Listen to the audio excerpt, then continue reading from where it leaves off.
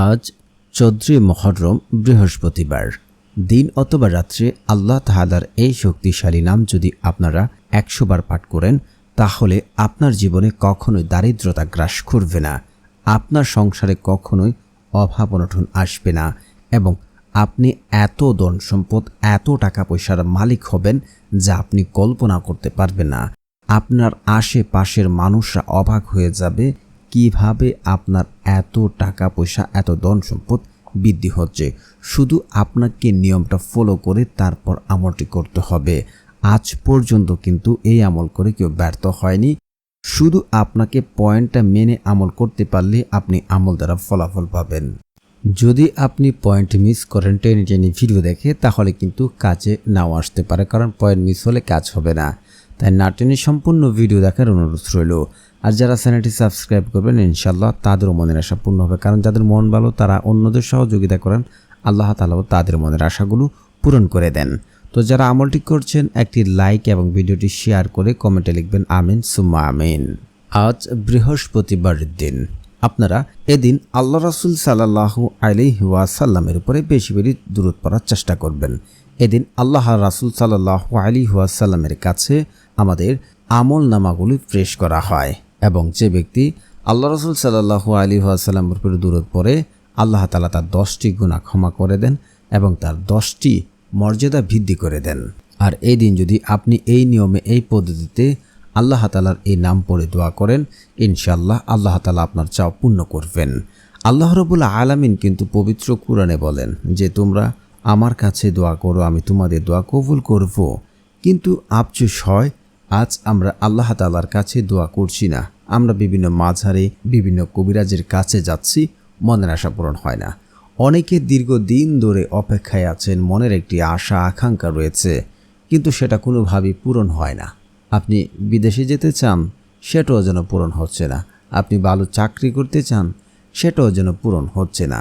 কিন্তু আপনি কি জানেন যে আল্লাহ রাসূল সাল্লাল্লাহু আলাইহি ওয়াসাল্লাম শিখিয়ে গেছেন কিভাবে আমাদের চাওয়া পাওয়া আল্লাহ তাআলার কাছে চাইলে সে দোয়া কবুল হয়। এই সকল কিছু আল্লাহ রাসূল সাল্লাল্লাহু আলাইহি ওয়াসাল্লাম আমাদেরকে শিখিয়ে গেছেন। আল্লাহ রাসূল সাল্লাল্লাহু আলাইহি ওয়াসাল্লামের অধিকাংশ সাহাবী আমল করে তারা ফলাফল পেয়েছে। তো আপনি যদি ভালো করে আমল করি, আল্লাহ তাআলার কাছে দোয়া করি, অবশ্যই আল্লাহ তাআলা আমাদের দোয়া কবুল করবেন। কারণ আল্লাহ তাআলার কাছে সবচেয়ে প্রিয় হচ্ছে যে ব্যক্তি আল্লাহ তাআলার দিকে ফিরে আসে, আল্লাহ তাআলার কাছে তওবা করে, আল্লাহ তাআলা ওই বান্দার জন্য সবচেয়ে বেশি পাগল। আমরা যদি পাপ না করতাম, গুনাহ না করতাম, তাহলে আল্লাহ রাব্বুল আলামিন এমন কোনো জাতি সৃষ্টি করতেন যে জাতি গুনাহ করবে আবার আল্লাহ তাআলার কাছে ক্ষমা চাইবে। তো আমরা যখন পাপ করি, আবার যখন আল্লাহ তাআলার কাছে ক্ষমা চাই, আল্লাহ তাআলা অনেক খুশি হয়ে যায়। কিন্তু আমরা অনেক সময় ভাবি অনেক পাপ করে ফেলেছি, আল্লাহ তাআলা কি ক্ষমা করবে? আপনার গুনাহ যদি হয় সমুদ্র সমান, আল্লাহ তাআলার ক্ষমা করা হবে আসমান সমান। আপনি কখনো ভেঙে পড়বেন না, আল্লাহ তাআলার কাছে ক্ষমা চান, তওবা করুন, ইনশাআল্লাহ আপনার বিপদ আপদ, আপনার সমস্যা দূর হয়ে যাবে। এবং যাদের রিজিকের সমস্যা রয়েছে, আপনার আল্লাহ তাআলার কাছে দোয়া করুন। আপনি তো ঘরে বসলে আর আসবে না। আল্লাহ তাআলা পবিত্র কোরআনে তো বলেছেন, সে জাতির ভাগ্য ততক্ষণ পর্যন্ত পরিবর্তন করা হবে না যতক্ষণ না পর্যন্ত তারা নিজে চেষ্টা না করে। তো আমাকে আপনাকে চেষ্টা করতে হবে, চেষ্টা করে আল্লাহ তাআলার কাছে চেয়ে আমাদেরকে ভাগ্য পরিবর্তন করার জন্য দোয়া করতে হবে। দেখুন, ভাগ্য বারবার বলছি পরিবর্তন হবে, পরিবর্তন হবে। ভাগ্য কিন্তু কখনো পরিবর্তন হয় না, এটা একদম ফিক্সড করা। তাহলে আমি কেন বলছি ভাগ্য পরিবর্তন হবে? দেখুন, আল্লাহ সুবহানাহু ওয়া তাআলা পৃথিবী সৃষ্টির 50,000 বছর আগে আমাদের তকদির ভাগ্য লিখে রেখেছেন। কিন্তু ভাগ্য মাঝে মাঝে পরিবর্তন হয়ে যায় দোয়ার মাধ্যমে। দোয়ার এতটাই পাওয়ারফুল যে বান্দার ভাগ্য পরিবর্তন করতে পারে। আপনারা তিরমিজি শরীফের 2139 নম্বর হাদিসটা যাচাই করে দেখতে পারেন। তো আমাদেরকে শক্তিশালীভাবে আল্লাহ তাআলার কাছে দোয়া করতে হবে, তাহলে আমাদের একলিস্ট ভাগ্যটা পরিবর্তন হতে পারে। তো আল্লাহ তাআলার কাছে দোয়া করার নিয়ম, সিস্টেম, পদ্ধতি সব কিছু আল্লাহ রাসূল সাল্লাল্লাহু আলাইহি ওয়াসাল্লাম শিখিয়ে গেছেন যে কিভাবে চাইতে হবে, কিভাবে চাইলে আল্লাহ তাআলা আমাদের চাওয়া পূর্ণ করবেন, আমাদের চাওয়া ফেরত দেবেন না, এই সকল কিছু শিখিয়ে গেছেন। তো আমরা যদি সে সকল কিছু মেনে আল্লাহ তাআলার কাছে চাই, যে কোনো উদ্দেশ্যে, যে কোনো কারণে, আপনি যে কোনো উদ্দেশ্য নিয়ে আল্লাহ তাআলার কাছে যদি চাইতে পারেন আপনাকে দেবে। কারণ আল্লাহ তাআলা ছাড়া তো আমাদের আর কেউ নেই। আর এমন কি আছে যে আমাদের রিজিক দেবেন, আমাদের ধন সম্পদ দেবেন, টাকা পয়সা দেবেন? আল্লাহ ছাড়া আর কেউ নেই। যদি দুনিয়ার কেউ আপনাকে বলে যে 100 কোটি টাকার মালিক, সে যদি বলে আপনাকে ধনী কোটিপতি বানিয়ে দেব, আপনি তা বিশ্বাস করবেন, কারণ তার কাছে টাকা আছে, কোটিপতি সে বানাতে পারে। কিন্তু আমরা যদি বলি যে আজকে আমলটি করেন, আল্লাহ রাব্বুল আলামিন ভাগ্য পরিবর্তন করবে, আল্লাহ তাআলা আপনার জীবন পরিবর্তন করবে, আপনার বিশ্বাস হয় না।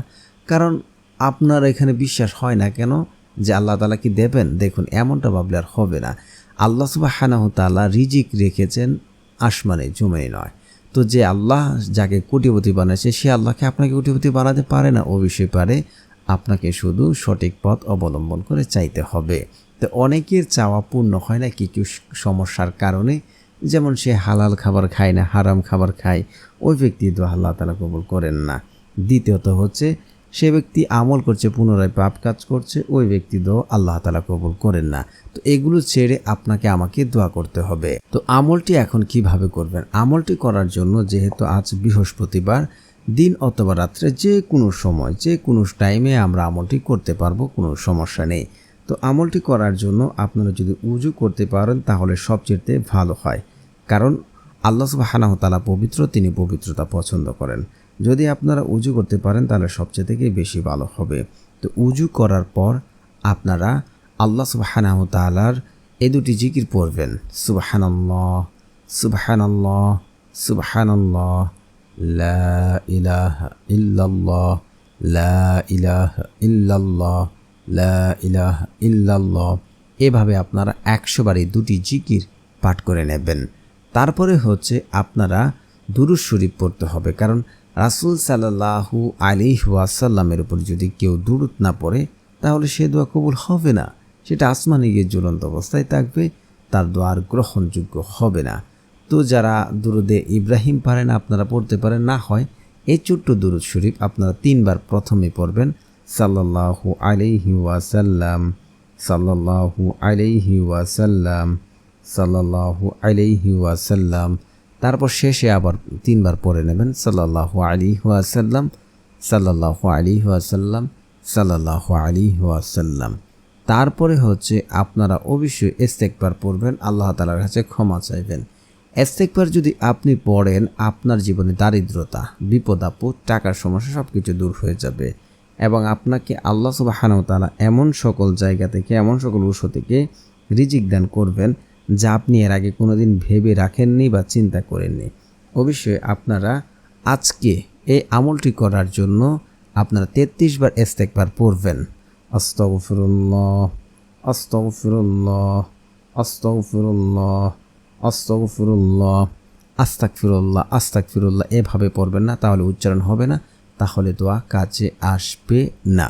তারপরে হচ্ছে আপনাদের যদি ঋণ থাকে, বিশেষ করে এই ঋণের কারণে অনেকে মানুষের সামনে যেতে পারেন না, লজ্জার কারণে মানুষের সামনে কথা বলতে পারেন না, ঋণের চাপের জন্য আপনি শান্তি থাকতে পারেন না, তাহলে এই দোয়াটি শুধু আপনারা 7 বার পড়বেন, আল্লাহুম্মা কফিনি বিহালালিকা ওয়ান হারামিকা ওয়াগনিনি বিফাদলিকা আম্মান সিওয়াক। তারপরে হচ্ছে আপনারা একবার সূরা ফাতিহা পড়বেন, বিসমিল্লাহির রহমানির রহিম, আলহামদুলিল্লাহি রাব্বিল আলামিন, আর রহমানির রহিম, মালিকি ইয়াউমিদ্দিন, ইয়্যাকা না'বুদু ওয়া ইয়্যাকা নাস্তাঈন, ইহদিনাস সিরাতাল মুস্তাকিম, সিরাতাল লাযীনা আন'আমতা আলাইহিম গায়রিল মাগদুবি আলাইহিম ওয়ালাদ-দাল্লিন, আমিন। তারপর হচ্ছে আপনারা 3 বার সূরা ইখলাস পড়বেন, বিসমিল্লাহির রহমানির রহিম, কুল হুয়াল্লাহু আহাদ, আল্লাহুস সামাদ, লাম ইয়ালিদ ওয়া লাম ইউলাদ ওয়া লাম ইয়াকুল্লাহু কুফুয়ান আহাদ। এভাবে পড়ে আপনারা আপনাদের মনের যে কোনো আশা পূরণ করার উদ্দেশ্যে যদি আপনারা আমলটি করেন, তাহলে আপনাদেরকে এই দোয়াটি বলবো, শুধু আপনারা 2 বার পড়বেন। দোয়াটি হচ্ছে, আল্লাহুম্মা ইন্নী আসআলুকা বিআন্নী আশহাদু আন্নাকা আনতাল্লাহু লা ইলাহা ইল্লা আনতাল আহাদুস সামাদুলিল্লাযী লাম ইয়ালিদ ওয়া লাম ইউলাদ ওয়া লাম ইয়াকুল্লাহু কুফুয়ান আহাদ। আমি আবারও পড়ছি, আল্লাহুম্মা ইন্নী আসআলুকা বিআন্নী আশহাদু আন্নাকা আনতাল্লাহু লা ইলাহা ইল্লা আনতাল আহাদুস সামাদুল্লাযী লাম ইয়ালিদ ওয়া লাম ইউলাদ ওয়া লাম ইয়াকুল্লাহু কুফুয়ান আহাদ। এটাকে ইসমে আজম বলা হয়। আর ইসমে আজম পড়ে আল্লাহ তাআলার কাছে কোনো কিছু চাইলে সে চাওয়া আল্লাহ তাআলা কখনোই ফেরত দেন না। তারপর হচ্ছে আপনারা আল্লাহ তাআলার এই শক্তিশালী নামটি পড়ে নেবেন। তো প্রিয় বন্ধুরা, যারা চ্যানেলটি সাবস্ক্রাইব করবেন তাদের মনের আশা পূর্ণ হবে ইনশাআল্লাহ। আল্লাহ তাআলার সেই শক্তিশালী নামটি হচ্ছে ইয়া গনিয়ু, ইয়া গনিয়ু, ইয়া গনিয়ু।